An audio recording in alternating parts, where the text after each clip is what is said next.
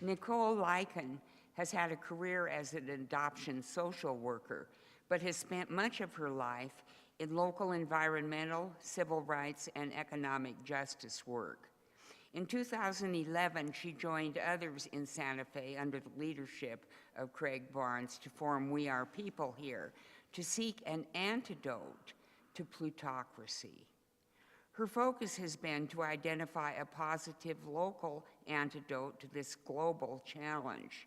In 2012, she introduced public banking as an achievable remedy to regain dignity, hope, and economic democracy at the local level.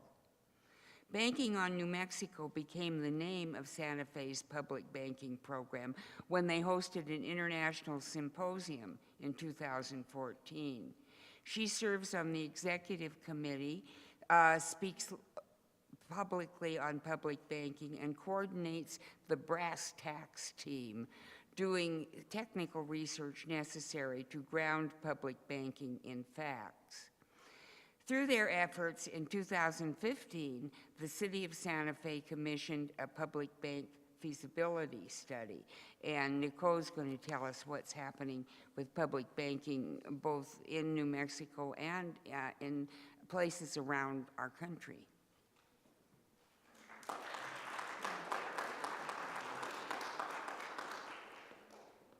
Good morning.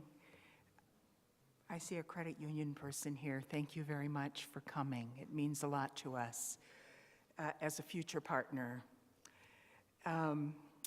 As introduced, I am a social worker. How did I learn about public banking, being a social worker? Well, because I thought it could make a difference in humanity, and I'm sure that's also true for Senator Jerry Ortiz-Pino, who's up here and is also a social worker, right? Go social workers. Learning about banking was probably the last thing I ever thought I would do with my life, but I have done it because I believe it can make a difference. And after our symposium in Santa Fe, which was enormously successful, in September of 2014, I was asked by the Public Banking Institute to join their board. And although we are extremely busy on the ground helping a public bank unfold in Santa Fe, I knew that we owed a great debt to the Public Banking Institute for their mentoring, their education, and their support. And so I agreed to serve on the board. So today I'm going to speak about what's happening around the country and also what's happening in Santa Fe. So the purpose of the Public Banking Institute is to educate the public about the potential of public banking for their communities, and they also support local efforts. And the way they do that is through providing materials and education and speakers, but they also host monthly coordinator calls. So we are talking to people monthly who are trying to unfold public banking all across the United States and Canada, actually, and learning from each other and helping and supporting each other. Their current program they're looking at that will be unfolded probably in April of this year is What Wall Street Costs. What happens to our tax dollars and our private money and what it costs us in time. And it's an in-depth research project that's going to be very exciting for the public to learn about, probably also a little disheartening.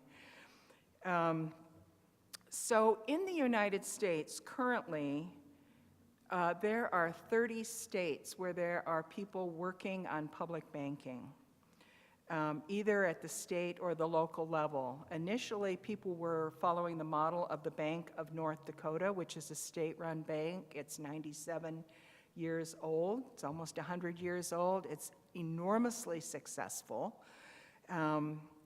But over time, they began to realize that it might be easier, more nimble to start at the local level where we know and love and respect each other, at the city level, at the county level, maybe at the regional level, to formulate public banks.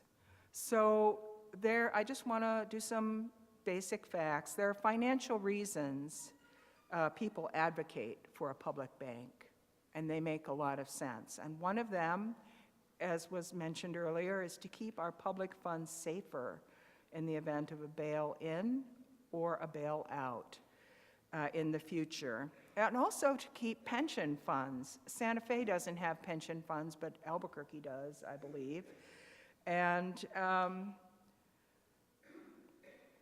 it's important to know that public money, for the most part, is kept in big, global, mega banks. It's not kept in your community banks or your credit unions. And that's because of regulatory requirements that make it very difficult for small institutions to manage governmental funds. It's also another reason is to prevent the sale of important public assets in order to pay debt that we've accrued to the big banks. A public bank can provide a new source of non-tax-based revenue for the city. Right now, it's fees, fines, and taxes that provides revenue, and maybe a little bit of interest, but not much these days. It can help lower the debt costs for government, and it can provide a source of low-interest loans for public projects and services. It can help build a strong, local, resilient economy that is resistant to the boom and bust that we've known over the last 100 years of the big banks in the United States. And it can help increase accountability, transparency, and prudent risk management in the investments that our cities, towns, states partake in. So I want to tell you a little bit about what's happening around the country. In Arizona, the program is called Arizonans for a New Economy. It's run by Pam Hamlin, I think. She's running for the legislature, and she's running on a public banking platform, among other things. And she's highly intelligent and knows everybody in Arizona, I think, and she's really looking at a bipartisan approach to public banking. So she's working with Tea Partiers and liberals alike. In California, where the founder of the Public Banking Institute, Ellen Brown, lives, she's in Los Angeles, she's been meeting with the state treasurer, and they're very interested in the idea of converting their infrastructure bank to a public bank. They've already got this practice of lending, and so it would not take much to convert that to a public bank for the state of California. There are little towns and cities, San Diego, Mendocino, and Nevada County, that are looking at getting local public banks. In Colorado, called Banking on Colorado, coordinated by Earl Stalin, who's an attorney, has written legislature, has been involved in the legislature a lot. They are looking at a bank starting with the little town of Inglewood, which is about 10 miles outside of Denver.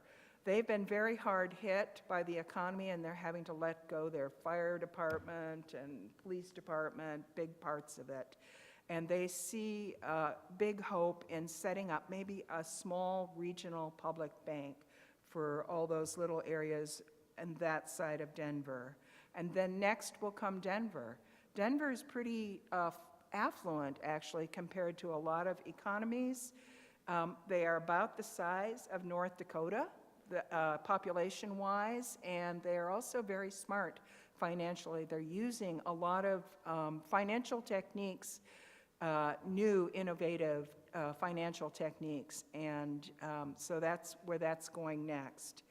District of Columbia, D.C., is called the D.C. Public Banking Center. They just hosted a conference in D.C. that was enormously successful called Public Dollars, Public Bank in DC, Building Our Future. They hosted a bunch of big names, including Garo Perovitz and Nomi Prince, who was a banker with Goldman Sachs for a long time, but not now. She's just written a book called All the President's Bankers that makes the connection between the elected presidents and banking for the last 100 years. It's very interesting. In Maine, Randall Parr has introduced legislation for a state bank of Maine, and I don't quite remember the details, but a fast one was pulled at the last minute in Maine. That also happened in the legislature in California. It went through the House, the Senate was approved, and then it wasn't ratified by the governor at the time. In Massachusetts, they are looking at a greater Boston area public bank. It's similar to what the thinking is in Albuquerque. The bank will have flexibility to support current community needs, foster resilience in the face of economic and natural hardship, and it will partner with local banks and credit unions and community development financial institutions to make loans into the community. Such a bank would also protect public money and pensions. They're very concerned about their pensions in Massachusetts. Based on its capitalization and deposit base, the bank would lend proportionately in each of its member communities. So they look to reducing the interest costs on the state debt and generate a budget surplus. In New Hampshire, on December 5th and 6th, they are hosting Banking on New Hampshire, Where's the Money? It's a conference to effect change through a public bank, and that's a state bank legislation, and that's House Bill 672. What's really fun is New Jersey, because Joan, who is the coordinator there, was very sad about a year ago to learn that there was some restricting legislation that would make it impossible to start a public bank in New Jersey. And about 6 weeks ago, through serendipity or divine intervention, we don't know, Joan and Walt were going to meet with the mayor of Trenton, New Jersey, and by happenstance in the hall was the person who wrote that legislation. And he said, "Oh, that's not a problem. We can do it this way. Let me show you how." So New Jersey, with the mayor, the chief of staff, banker, two big bankers who really know banking inside and out, are now working from a top-down process to establish a public bank for Trenton, New Jersey. So that's very exciting. In New York, Scott Baker, Banking on New York State is his organization. And July 4th, Craig Barnes and I did a wonderful interview on the plaza, Pancakes on the Plaza. It's a big event, and the Mayor Javier Gonzalez was invited, and then that morning we heard maybe Mayor Bill de Blasio will also come. So we had the great privilege on July 4th to interview two mayors about public banking on the plaza. It was a beautiful day, and Mayor Gonzalez connected Mayor de Blasio with Scott Baker, the public banking movement there. So we're waiting to see what's happening with that. In Pennsylvania, Mike Krause, some of you may know him. He's produced the ABCs of public banking. He's a very well-spoken, intelligent businessman. Has reported to me this week that Philadelphia and Pittsburgh are the current focus. Philadelphia's mayor is an advocate, and a majority of the council supports a public bank. November 13th, they're having a brief council and finance meeting on how the bank will be formed. In Pittsburgh, the mayor has turned the process over to his finance director.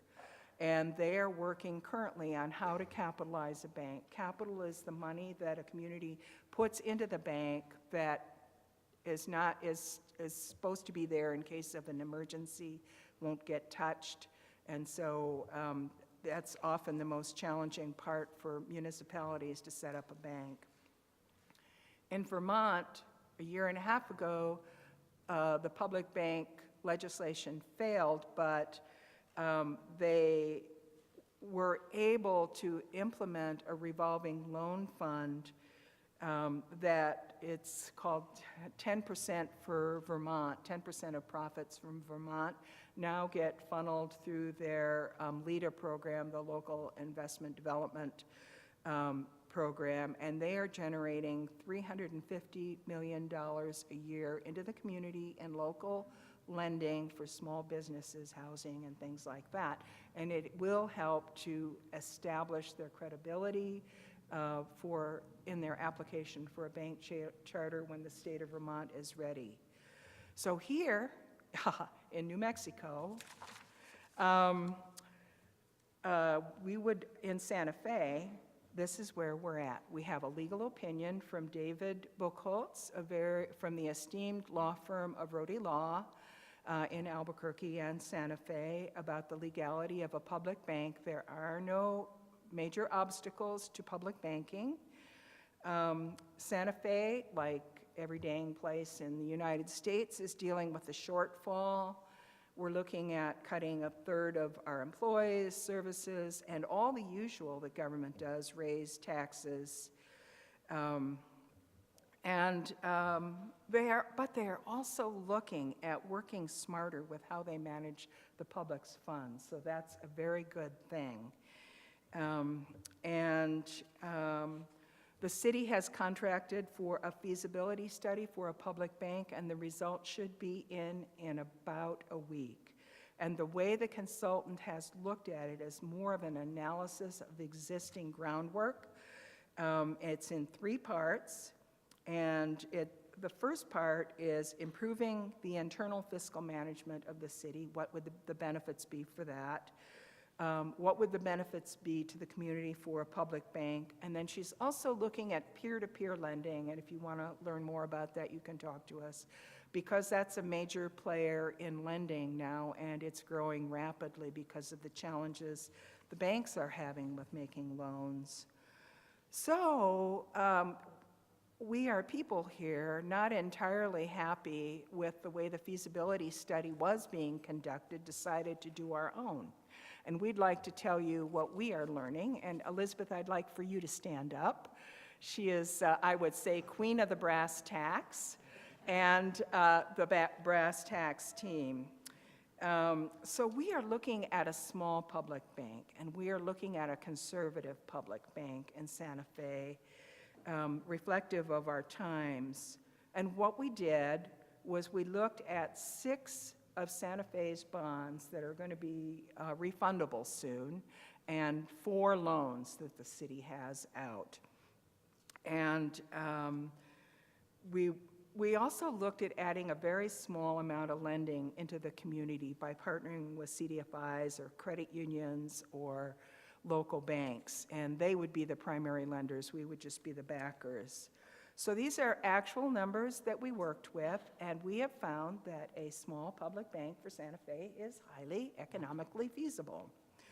Our little bank would open July 1, 2017.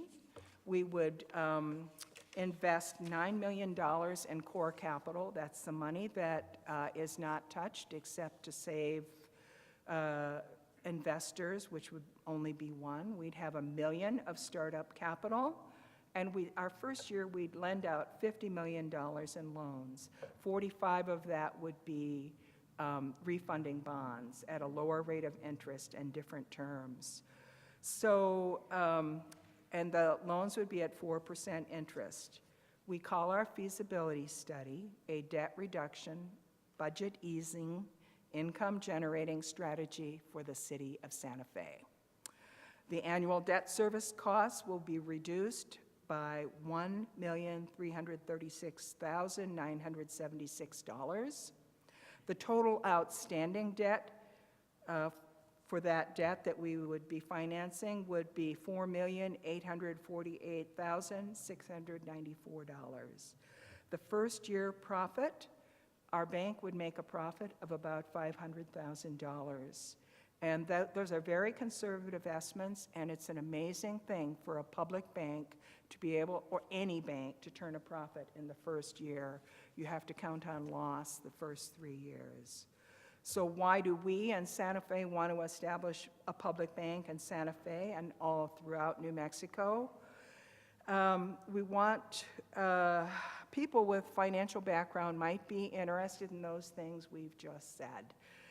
It's good, it's smart money. But we think it's very important to protect our community's money. We all pay fees, we all pay fines. Altogether, it adds up to a lot of money that could do good for our community. A public bank, given time, has the potential to be a game changer for the people that establish one in their community. It's our money. How do we want it invested? The people determine the purpose or bank mission. It's designed to manage the public's money with a public good in mind, free from political influence and favoritism. We hope that we can create equal opportunity at good employment, fair housing, public services, or projects. A public bank is meant to be a public service. Together, we can watch our community's money, build more resilience, a better local economy that helps insulate its people from the cyclical boom and bust nature we have experienced over the past 100 years. A public bank feeds the people it serves rather than feeding off of them.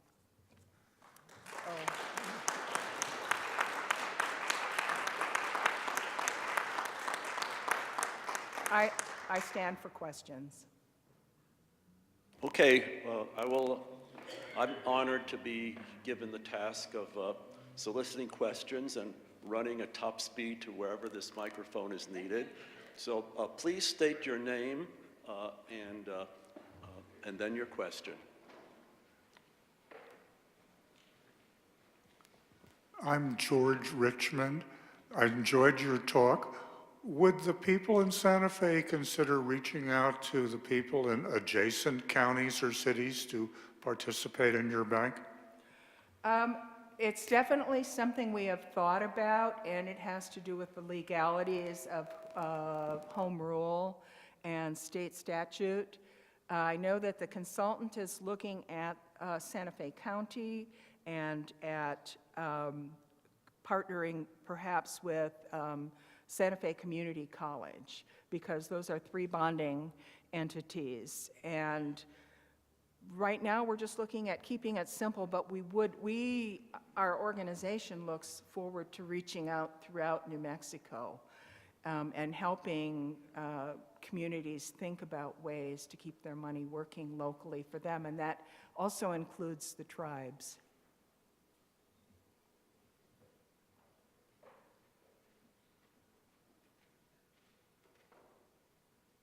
Thank you. Excuse me, my name is Nancy Gaiman, and I'm from Santa Fe.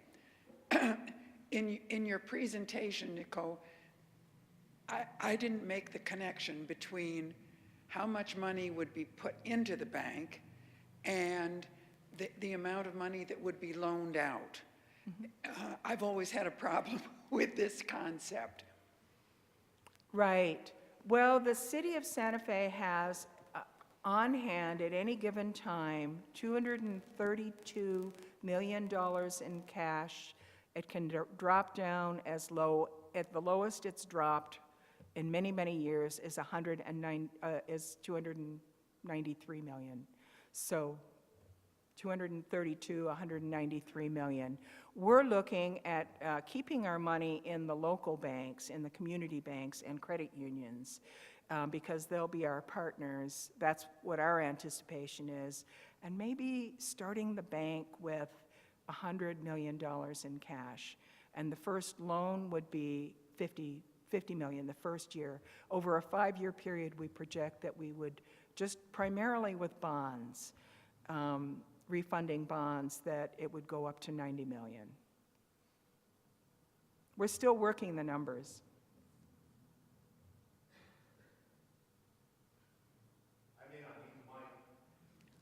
So the question is, I brought up this after visiting the 2014 symposium to some local bankers that I know, and like any change, they're very reticent to see how this can fit. Can you tell us how you're going to make the case, or it seems clear to me that you ship the money into their banks from the national banks, they're already winning. So can you tell us the mechanics for selling this to Century Bank, Main Bank, and how you'll work with Loan Fund and other community bankers who feel like you may be usurping their role in the community? Well, I think we're not wanting to usurp existing financial institutions' roles. Where they find us beneficial, we will be happy to partner with them, but they will be the ones that write the loans. We might provide a low-interest source of lending to them or backing, financial backing. And probably because we're starting at looking at financing our own debt, our city's own debt, to start with just a small amount of investing in community, it will allow us time to develop those relationships more thoroughly than if we were just going to be talking about small business loans or residential loans. We do know that the community development investment funds are interested in having our funds, and we're very eager to work with the local financial institutions to help strengthen them. In North Dakota, the local financial institutions, there are more of them per capita than any other state, and they are stronger and healthier because of the Bank of North Dakota. They would have an income stream that is less risky to them, and so. But I'm not a banker, and I'm a social worker, so. Tell us, I didn't express it right. Do you have a campaign to express this to these banks? And is there steps in place? We have been meeting with bankers and credit unions, heads of banks and credit unions in Santa Fe. And CDFIs, Community Development Investment Fund. Hi, that's loud. I'm Hess Eintema. Thank you for speaking. I wanted to know how you guys are hoping to form the internal governance structure of the bank as it relates to the existing and state-mandated structure of Santa Fe as a city. Could you repeat that? Sorry. So the bank's internal structure, how would that look like, and how would that be influenced by Santa Fe's existing governance structure, seeing as it's owned through the city of Santa Fe? Well, we hope to establish the structure through a democratic process that involves the people. But once the bank is established, you have to apply for a bank charter. There hasn't been a new bank charter in the state of New Mexico for 15 years. So we would have to apply through the Department of Finance banking institutions for a local bank charter. And that's a complicated process in and of itself that will take a team of people to decide what's the niche the bank wants to serve that doesn't already exist. What is your capitalization? Where is it going to come from? What is your lending portfolio going to be like? For instance, the portfolio I described of refunding bonds could be one part of that 5-year business plan, which is required as part of your charter. Our plan is to have a bank, just like everyone across the country, when we talk about public banks, that is independent, operates independently of the local government, and establishing a governance process that makes that possible. Transparency, accountability, and independence is probably the next step we're going to be looking at with the public, because there is a lot of mistrust of government entities across the country, and that is the main concern that we hear, is we don't want the government meddling in our public bank. So, but there will be a way that, for instance, our city council could hold the bank accountable if things got too far out of hand. Nichoe, Kurt Johnson has a 11, 12-minute video that we will be playing. That's good. Kurt really does a good job of addressing the making of the bank's operation something distinct from the political process. And he uses both South Dakota and North Dakota examples on how that's done. So it takes- Save governance for later. Shirley Anderson, are there any credit unions in Albuquerque who are open to your suggestions? And also, would this help the people who are on payday loans? That's a big question that a lot of people want to know about, and I know the credit unions are really trying to help with payday loans. And we're very interested in looking at the whole payday lending to see how a public bank might partner with local financial institutions to address the criminal payday lending industry that we've got in our, but we haven't had time to look at that, but we know it's a concern, and I see someone from the back of the room. Yes, you?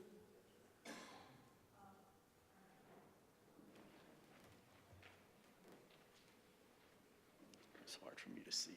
Okay, thank you. I have two questions. One question is, how are the banks responding in Santa Fe to getting a bank started, a public bank started? Because I would think that they would think that that would be more competition. I know it's good for the community, but how are they responding to that? I would say that they're responding like bankers. They're conservative, and they are taking a wait-and-see approach. And it's been premature for us to promise how things would be to them, but we have worked to engage them. We are working with bankers, and they have been providing us with information we need to take into account in setting up a public bank.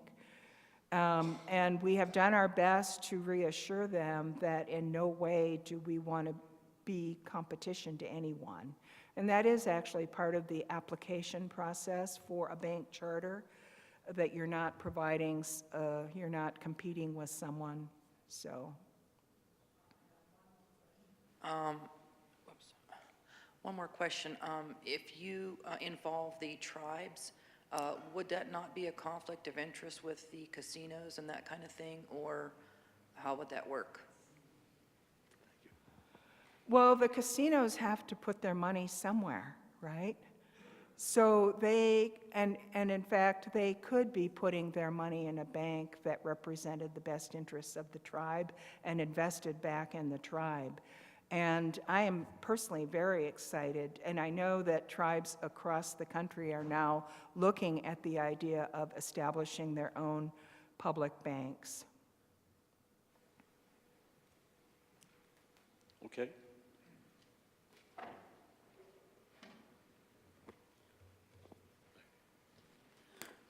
Michael Casey. Is any consideration being given to issuing consumer credit cards of the kind like Wells Fargo Visa or Bank of America card? It has never been our plan to serve individual depositors. It has always been our plan, and in all our publicity all across the nation, is to encourage people to bank locally with local credit unions and local financial institutions. The way we would work would be as a, and I don't even understand it that well because I'm not a banker, but the banks or the credit unions or the financial institutions would be doing all the qualifying for loans, for investments, and we would just be a partner that came in the back. We would not be the deciders about the loan as long as it met the criteria of our bank. Yes? What would be your range of depositors? Range of deposits? Who would be depositing funds into the bank? The city of Santa Fe, our taxes, fees, and fines. And if we decided to do something more regional, it could be the Santa Fe Community College, it could be the county of Santa Fe. But we are not looking at individuals to do deposits in our bank. That would be, in our opinion, competing with very fine local financial institutions. Anybody else? Any hands up? And Okay. Just a quick question. Do you know where the bulk of the money is currently deposited? In other words, something's going to move from somewhere. 45% of our public funds are invested in a big global bank of the city of Santa Fe's public funds, and that's pretty typically what it is. Global, Wells Fargo, yeah, Wells Fargo. And most municipalities, counties, and states have their money in Wells Fargo, Citibank, Bank of America, Goldman Sachs, what's the other big one? Anyhow, and that's because they have the financial capacity to manage public assets. Although we have learned recently that at least one bank has started dropping towns and cities because they're just not profitable and they're too much work. So that's something we need to be concerned about. And we also know that in other parts of the world, banks are actually charging towns, cities, and states for keeping their funds, a 1% charge on all deposits. So it's going to get more expensive. There'll be time for more questions. And I'll be glad to talk with you out during breaks.